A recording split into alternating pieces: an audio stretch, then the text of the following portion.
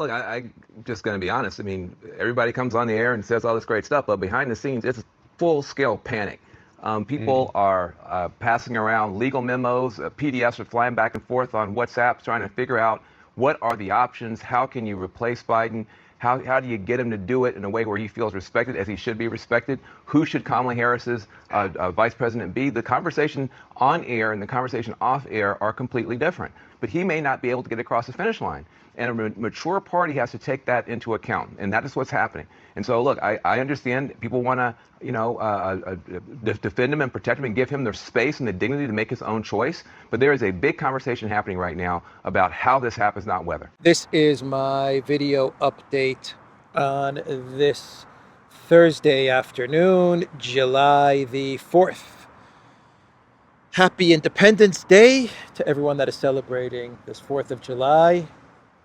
Good luck to the UK, which is having elections today. Let's talk about some news. So, UK elections. We will be seeing the Zelenskyy curse strike down Rishi Sunak today, but he will be replaced by globalist Keir Starmer. Unfortunately, Keir Starmer will most likely become the next Prime Minister of the UK. It'll be interesting to see how Reform UK does today and how Nigel Farage does. And it'll be interesting to see how the Conservative Party does today in the elections. So lots going on in the world, lots happening in the UK. Lots happening in the United States. Boy, is a lot of stuff happening in the United States. Tucker Carlson, he posted on Twitter X that he has scored a big interview with Zelenskyy. That is what Tucker Carlson posted today. Looks like we've got the Zelenskyy interview we've been trying for 2 years, and with particular intensity after interviewing Putin in February.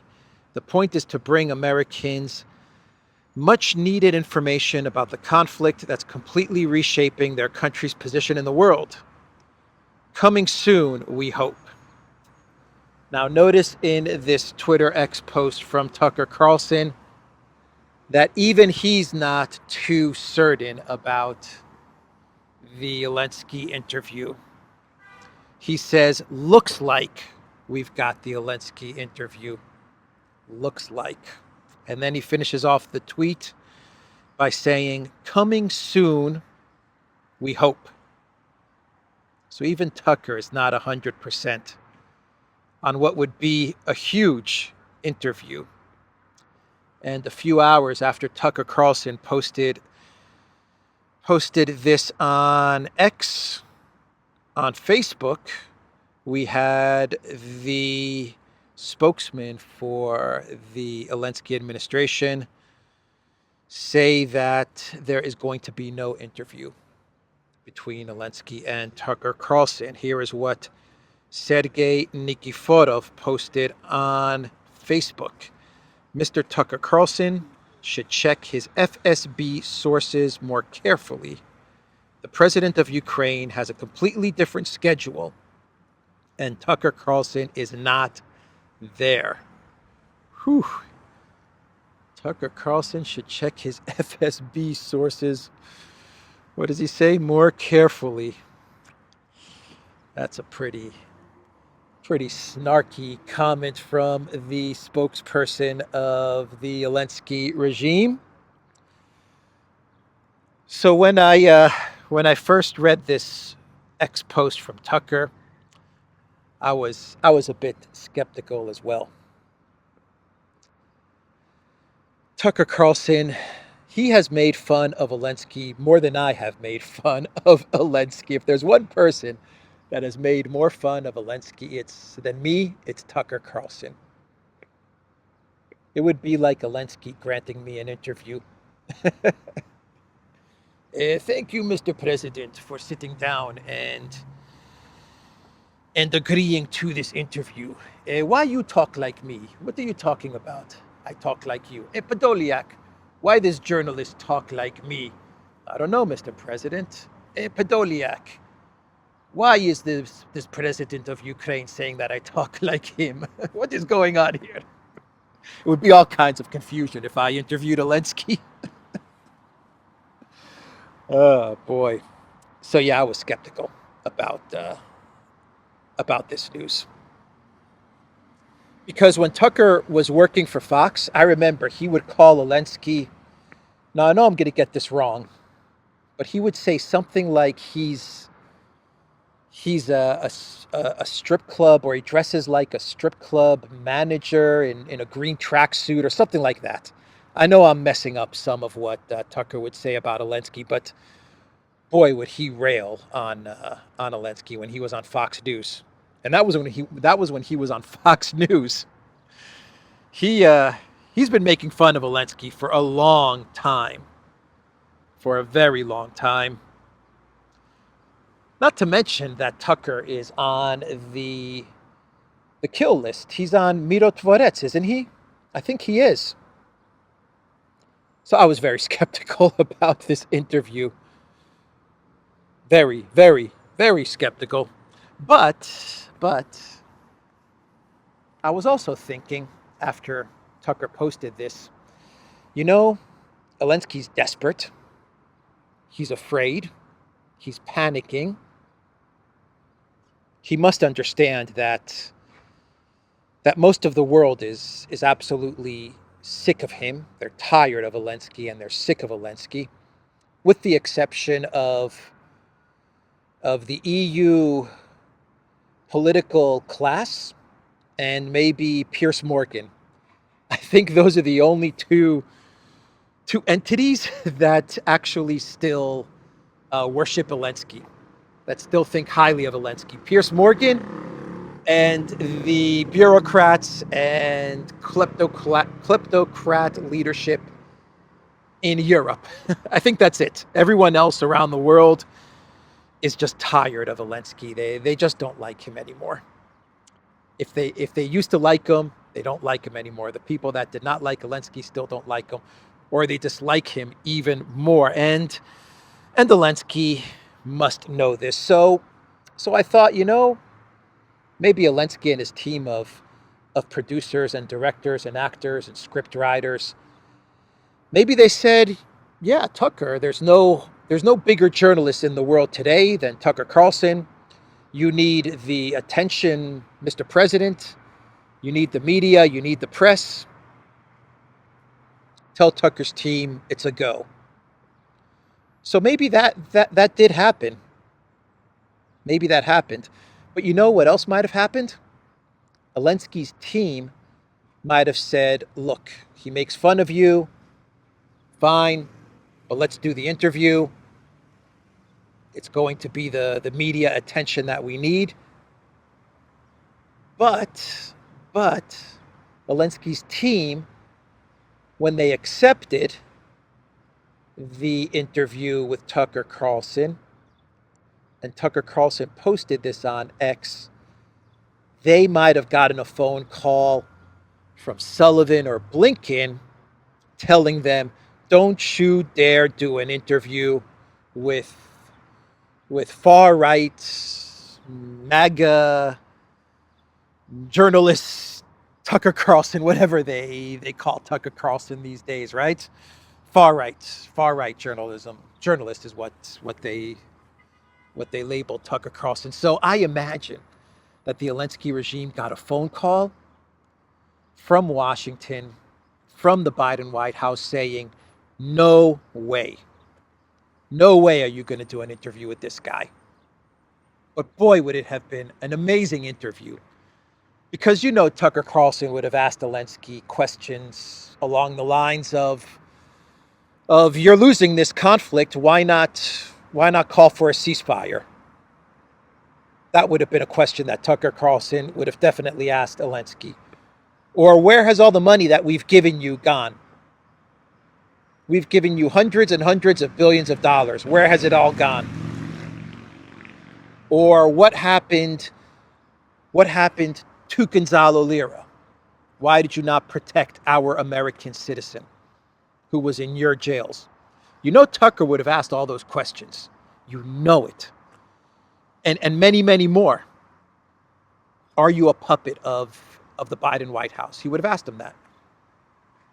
Maybe he would have asked him something like, what's your relationship, or what was your relationship with Kolomoisky? Or why did you campaign on a platform of peace and then become this green T-shirt wearing war president? He would have asked him something like that. There's so many questions that Tucker would have asked Zelenskyy. And Zelenskyy without a script, that would have been a disaster, because you also know that Tucker and his team, they would not have sent Zelenskyy a script of the questions. Maybe they would send him an outline, like how the interview is going to progress, but I doubt that Tucker would send Zelenskyy the questions that he would ask him. Doubt it. I'm trying to think, what more questions would Tucker have asked Zelenskyy? Maybe this interview will take place. I don't know. Maybe they change their minds. Maybe the Zelenskyy regime changes its mind. I don't know. But what do you guys think? What were some questions that Tucker would have asked Zelenskyy that no journalists have asked Zelenskyy to this day? They've never asked him any tough questions, ever. How are you handling the NAZI problem? Are you afraid of the Banderites?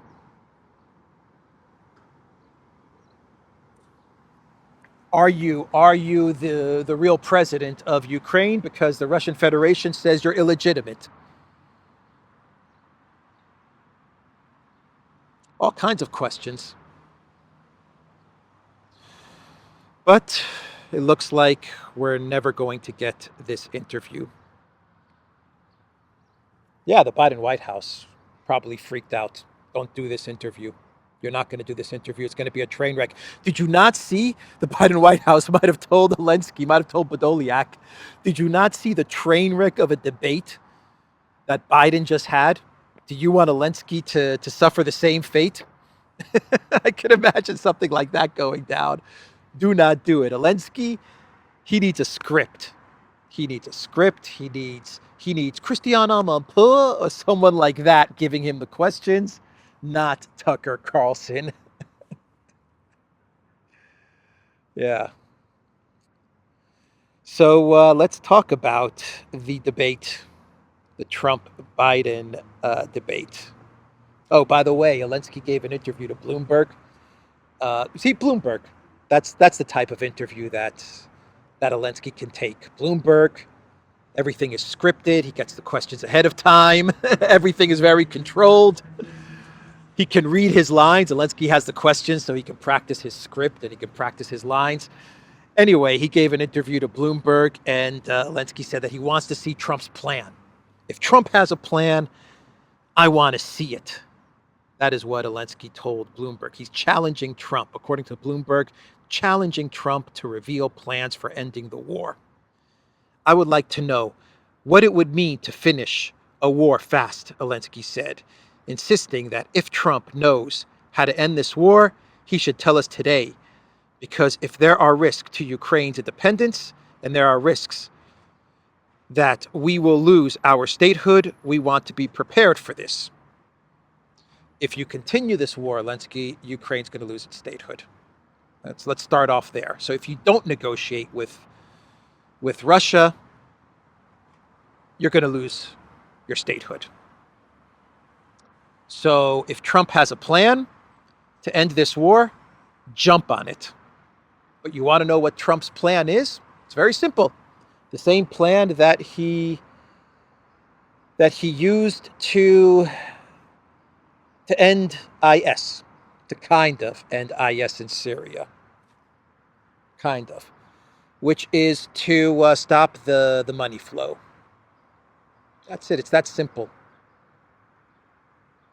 Of course, Zelenskyy knows this. He knows that the way the war would end in 24 hours, maybe not 24 hours, but in 1 to 2 weeks, was if the money stopped flowing to Ukraine. That's why Zelenskyy gives this interview with Bloomberg. That's why he's in a panic over the very real possibility now after the debate that Trump is going to be president. And that's why he's putting out statements like, I challenge you, Trump, to reveal your plan. You know what the plan is, Zelenskyy. You know what it is. Everyone knows what it is. Stop the money. Stop the money. In 2 weeks, you're at the negotiating table. That's simple. That's how you end this war. It is that easy. Not hard at all. Anyway, let's go back to the debate. Biden, Trump, and what a day yesterday, huh? What a day. We started to get all kinds of reports, mostly from the New York Times. The New York Times does not want Biden to remain as president. The New York Times wants Biden out, and they started to say that Biden is now considering dropping out of the race. That is what the New York Times reported yesterday afternoon. Drudge Report. They had on their homepage, it's her party now, with a picture of Kamala. Every mainstream media outlet, pretty much every mainstream media outlet in the U.S. was saying that Biden is done.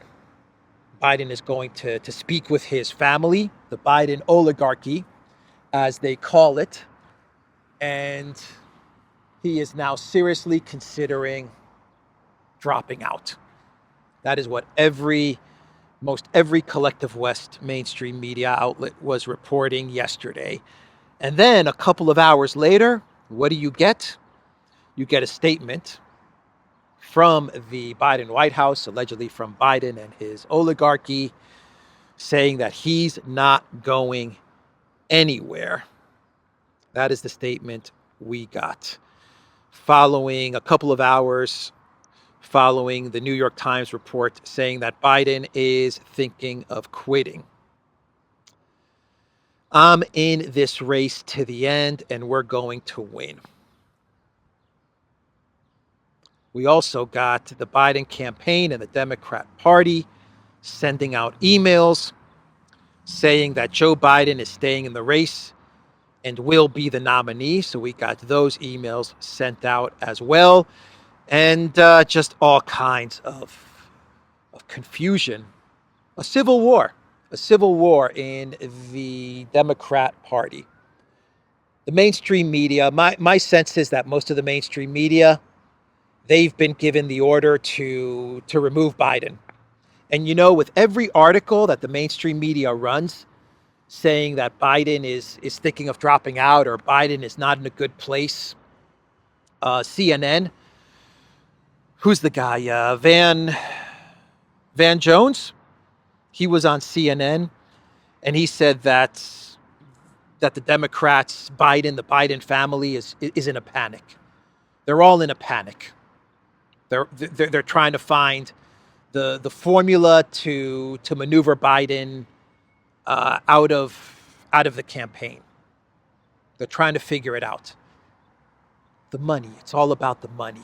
That's what it's all about. The donors, they don't want Biden. I think that's crystal clear. The donors are saying, we don't want this guy. We're not going to donate anymore if this guy is the candidate because he's lost. He's lost this election. The Wall Street Journal, they put out a poll. Trump leads Biden 48% to 42%. The widest lead since late 2021, with 80% of survey respondents saying Biden is too old to run for a second term. That is what the Wall Street Journal put out. So yeah, the media, they've been ordered, get rid of this guy. With every article that they run, the harder it makes it for Biden to stay in the race. You see, every time the New York Times puts out an article saying that the Biden White House is in panic, The Biden White House is now thinking of dropping out of the race. Every time CNN has Van Jones on the program and he says it's just complete chaos, the Biden White House is panicking. They don't know what to do. They're trying to figure out a way to remove him. Every time these stories get published or broadcast, it makes it all the more difficult for Biden to stay in the race. The collective West media, they've been given the order, most likely by the donors. We want you to report how the Biden family is in panic, is in chaos. We want you to report this. It's almost like we're seeing a type of coup against Biden. I don't have another way to describe it, but we are seeing a type of coup being waged against Biden. With every article that comes out talking about how Biden is a mess, it's just going to make it harder for Biden to stay. So yeah, the donors, the media, some high-level Democrat officials, though we don't know who, they don't want Biden to stay. We have the Tucker-Carlson post, which said that Obama wants Biden gone, even though publicly he's saying he supports Biden. Behind the scenes, he wants Biden gone. That's what Tucker-Carlson posted a couple of days ago. That's what I said 3-4 days ago as well, when I saw Obama's post supporting Biden. We have reports that Gretchen Whitmer, she may be publicly supporting Biden, but she's actually trying to maneuver herself into the position as the Democrat candidate. I imagine Gavin Newsom is doing the same. Chaos, a coup. A coup is what we are seeing, but we do have the DNC. It looks like the DNC is supporting Biden for now, most of the DNC. It looks like many of the governors, the Democrat governors, not all of the Democrat governors, Whitmore, Newsom, but it looks like the Democrat governors that aren't trying to position themselves as a presidential candidate or a presidential hopeful, it looks like they're lining up behind Biden. So it's a civil war. It's a civil war, but if I had to take a guess, I'm 50-50 on this. I don't know where you guys are at, but I'm 50-50 that Biden stays or goes. But it feels like, and I could be wrong about this, I could be proven wrong, but it feels like the momentum yesterday shifted to Biden going. It's all about the money. My sense is that the people that are still supporting Biden, they're supporting him because they can't find a way to keep the money that the Biden campaign has amassed over the past year or so, which is hundreds of millions of dollars. My sense is that once they figure out the legal loopholes, the process to keep the money, and get it to a new candidate, and to convince donors or to get promises from donors that they're going to continue to support the new candidate, whoever it will be, Kamala Harris. Let's just say it looks like it's going to be Kamala Harris. Once they figure that out, if they figure that out, then my sense is that they're going to drop Biden like a hot potato. That is my sense of it. We'll see. We will see what is going to happen. But, this really reminds me of the Russian frozen assets. That's what all of this reminds me. How do we get that money? How do we get the $300 billion in frozen assets without damaging the trust in our financial institutions? How do we do it? The Democrats are going through the same thing. How do we keep all the money? How do we not scare off the donors? How do we convince the donors to invest in Kamala Harris? It really does have that frozen assets feel to it, doesn't it? So Biden spoke briefly the yes, of course. But, yeah. He spoke briefly um, the other day, and did you see who was in the audience watching on as Biden was speaking? Hunter. Hunter was in the audience watching very carefully as Biden was speaking. Hunter's in charge. You want to know who's running things now? It is Hunter Biden. Could bring the war to a swift end. The risk of this mission and the risk of all this mission were enormous. Hunter seemed uneasy as he stared down his father, making sure he didn't make any slip-ups. Hunter is now joining the White House meetings with top aides and his father after the disastrous debate performance. America is now being run by Hunter and Dr. Jill. That's who's running everything now. Hunter and Dr. Jill. Oh boy. Dangerous times, everybody. Very dangerous times. Either Hunter and Dr. Jill continue to run the United States of America because Biden can't run it, or it goes to Kamala Harris.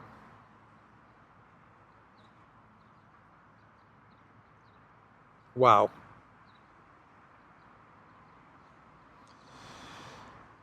So let's move on. Let's move on now and talk about. Actually, let's check out this church. How about we walk around this church a bit, and we'll talk about Olaf Scholz,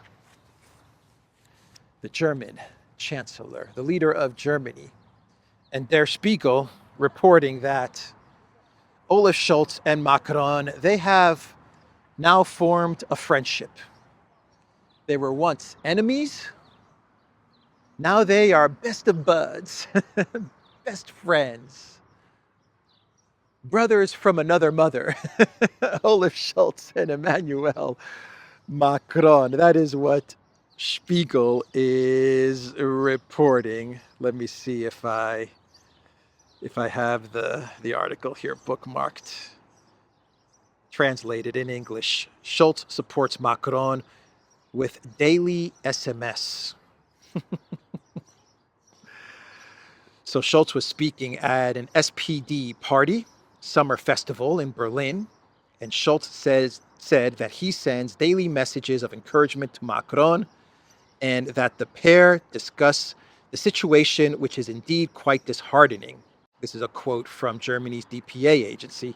Scholz added that he will work to prevent the French, whom I love and respect, and the country that means so much to me, from having a government led by a right-wing populist party.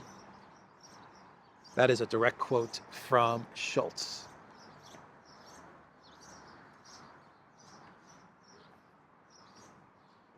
He's so concerned for France.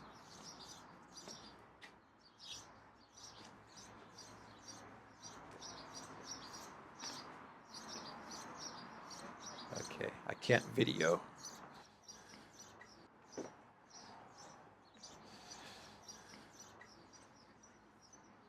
But it does look nice inside.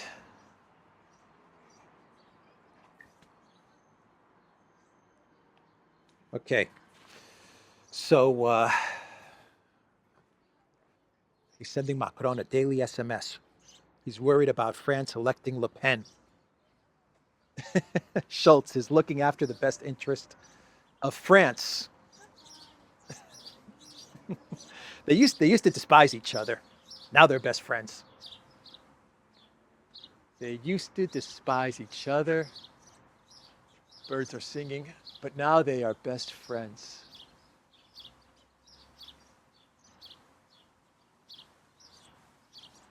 Such a beautiful sound, the birds singing, huh?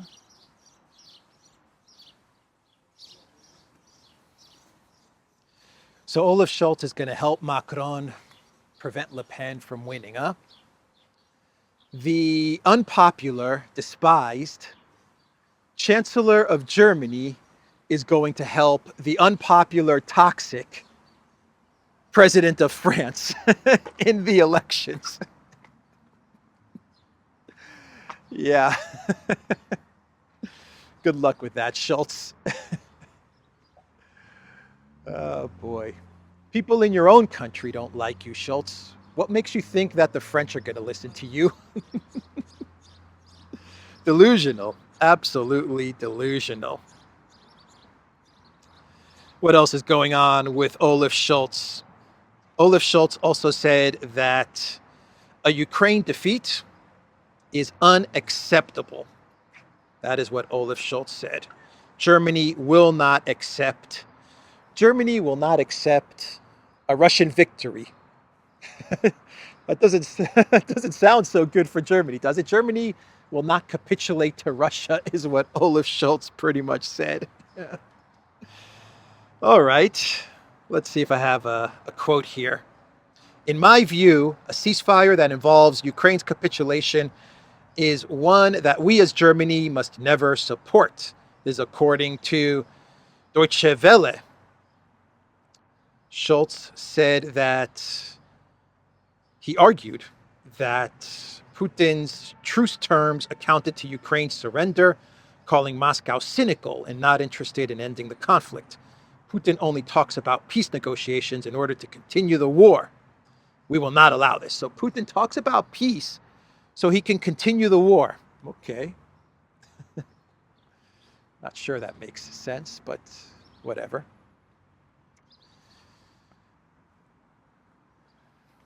So yeah, Germany will not capitulate to Russia. That's coming from Olaf Scholz. So the NATO subscription model, Project Ukraine, the new NATO business revenue stream, which consisted of NATO member states paying a yearly fee to Project Ukraine, which would amount to a total of $42 billion every year. This new revenue stream, it looks like it's a no-go. It looks like it has failed. Poor NATO, poor Stoltenberg. They're not going to give up. They are not going to give up that easy. But for now, NATO member states are balking at having to pay money into Project Ukraine every single year for something like 10 years, starting at something like 10 years. Every year they're going to have to send billions and billions to Project Ukraine, above and beyond the money that they already give to NATO. We now have NATO member states, this is according to Reuters, saying nope, not this year. This is according to Reuters. NATO member states have rejected a proposal by Stoltenberg to spend $40 billion, 40 billion euros, which is $43 billion a year on aid for Ukraine. Several media outlets have reported the constituent countries, however, have agreed to earmark this sum for Kiev's needs next year. Yeah, right. Next year. Not this year. Next year. Let's see how Project Ukraine goes, and then we'll decide. Then we'll decide if we want to pay a yearly subscription to NATO for their Project Ukraine business. Yeah, not good for Stoltenberg and NATO and Project Ukraine. Or should I say Mark Rutte and NATO. So one of the big war hawks, one of the big warmongers in Europe at the EU, or with the EU, is the president of Finland, Alexander Stubb. He gave an interview and he said that with one phone call, China can end this conflict. all it takes is one simple phone call and the conflict will end. That is what the president of Finland said during this interview.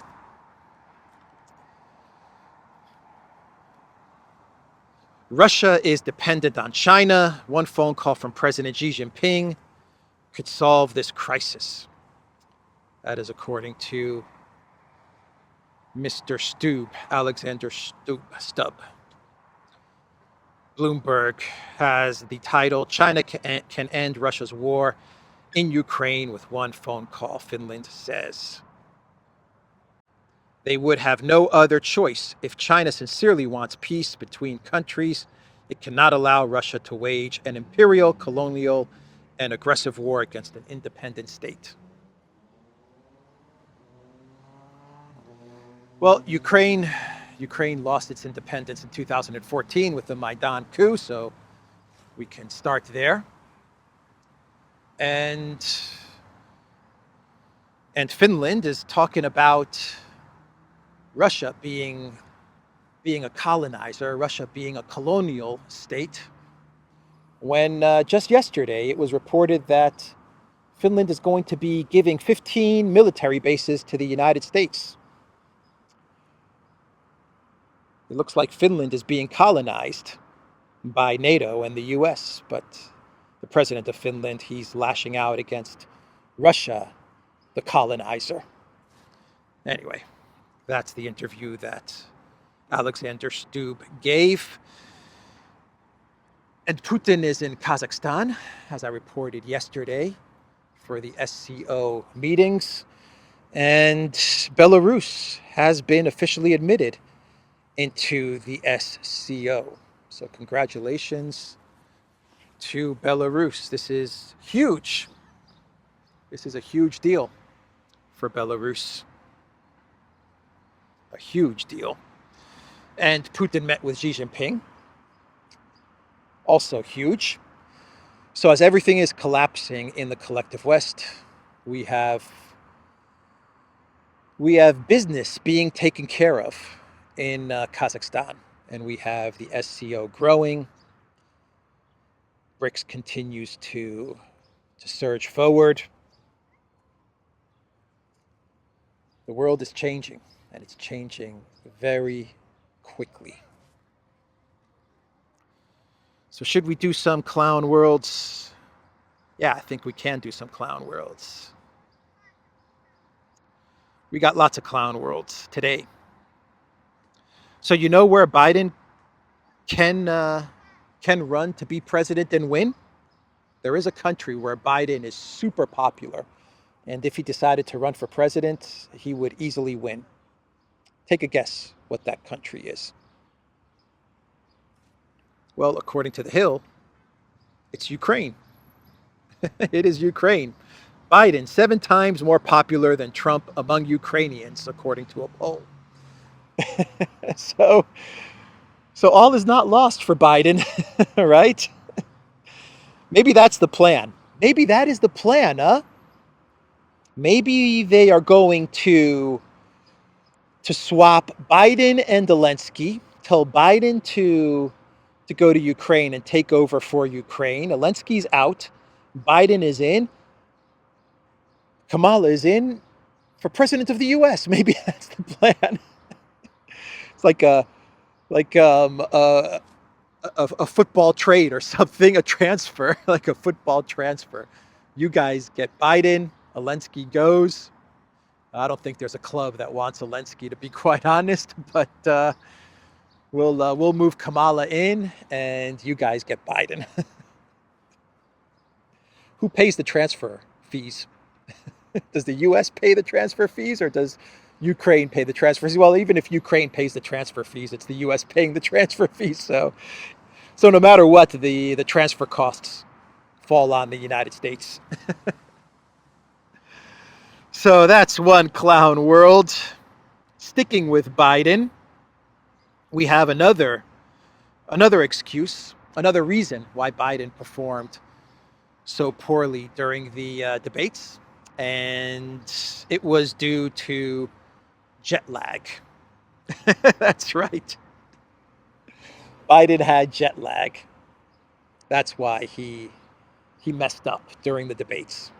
Now, keep in mind that when Biden was in France, Italy and France, that was his trip, he returned to the U.S. 12 full days before the debate. 12 days. And then he spent 6 full days at Camp David preparing. That is some jet lag. 12 days of jet lag? Wow. Man, that is some serious jet lag. Oh, boy. He had a cold. He overprepared. Bad night. Jet lag.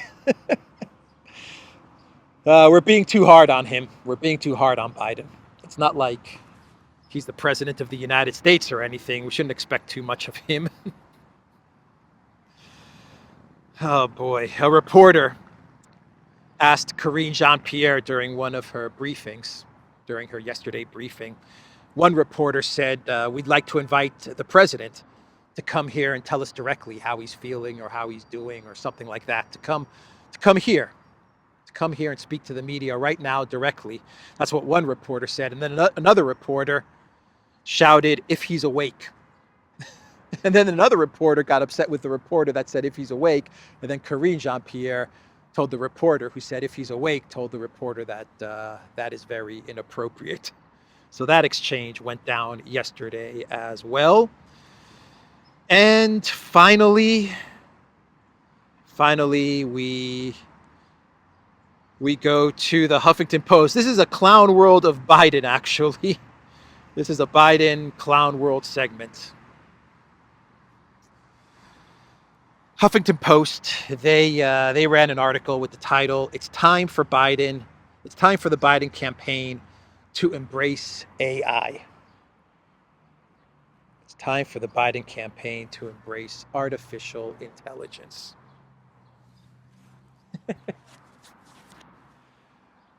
You got to be kidding me. You have got to be kidding me. These people. So, end wokeness. They posted on Twitter X. Huffington Post says the Biden campaign should deceive the American public into thinking Biden is healthy by using AI. Yes, they actually published this. And I confirmed that this was actually published by the Huffington Post.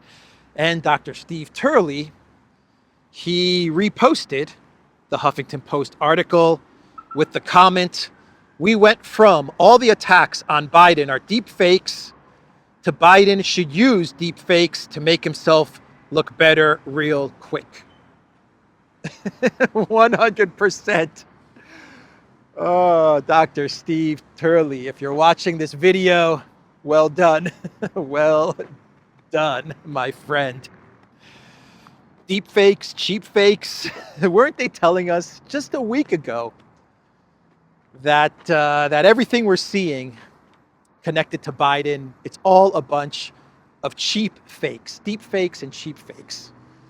And now the Huffington Post is saying the Biden campaign should use some of those deep fakes and cheap fakes to deceive the American people. That's the video, everybody. theduran.locals.com. We are on Rumble, ODYSEE, BitChute, Telegram, Rockfin, and Twitter X. And go to the Duran shop. Use the code. I don't know what the code is. I think we have a special for 4th of July. I think we have a special for 4th of July. So go to the Duran shop. Link is in the description box down below. And pick up some cool merch. Take care.